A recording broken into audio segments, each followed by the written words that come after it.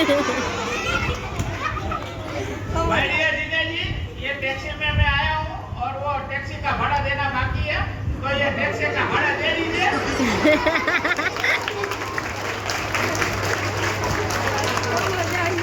Thank you very much.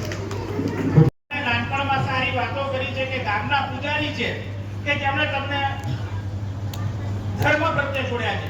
આ તમામનો તમારા સંસ્કાર સિંચનમાં બહુ મોટો ફાળો છે અને એ બધાને સોનાનો ટચ આપનાર એવી આ તમારી શૈક્ષણિક સંસ્થા। આ બધું બહુ અગત્યનું છે। જ્યારે તમે પાસ આઉટ થઈ જાઓ, આગળ વધો, તમારા બધાની કારકિર્દી ખૂબ જ્વલંત થશે।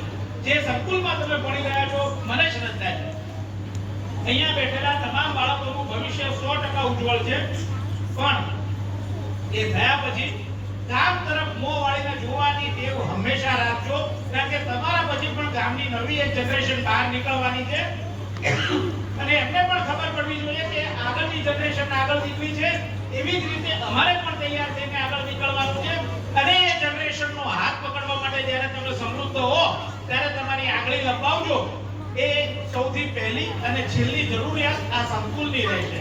સંવાદ કરવો છે, મને પોતાને પણ ખૂબ ગમે કે ઓફ અમદાવાદ જ્યાં પણ આવા સંકુલ હોય, વિદ્યા સંકુલો, ત્યાં જઈ અને જે વિદ્યાર્થીઓ જે ઓફ અમદાવાદ છે કે અમદાવાદથી દૂર છે કે છેવાડાના છે અને તેઓ ભણી રહ્યા છે અને ભવિષ્યમાં જે મેઇન સ્ટ્રીમ સાથે જોડાવાના છે, એ બધાની સાથે મને સંવાદ કરવો ખૂબ ગમે છે અને એટલા માટે જ આજે તમારી સાથે હું વાત કરવા માટે આવ્યો છું। સૌથી પહેલા તો તમને સૌ કોઈને મારે અભિનંદન એ આપવાના છે કે તમે એક એવી શાળામાં ભણી રહ્યા છો।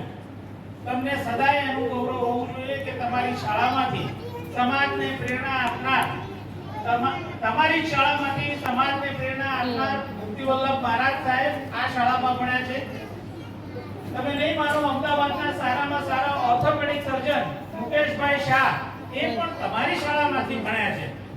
તમે નહીં માનો કે તમારી શાળા